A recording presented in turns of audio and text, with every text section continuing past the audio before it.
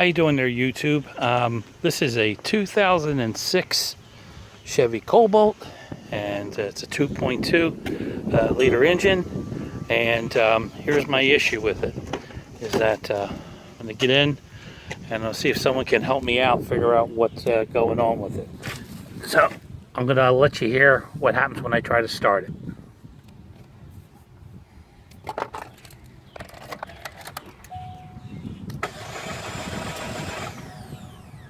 Okay, did you hear that? That's all I get. So inside, all my lights are working, radio works, air conditioning comes on, fans, everything. Battery's good. The alternator is good because I went and replaced it because I thought that's what the issue was. But anyway, I'm looking for some suggestions of what may be wrong with this vehicle. And I'm just going to give it one more try so you can get to hear what that sound it makes is. There's definitely something missing. I just don't know what it is. But here it goes again.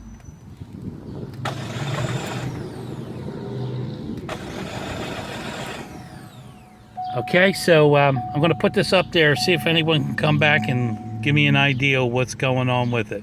Thank you very much.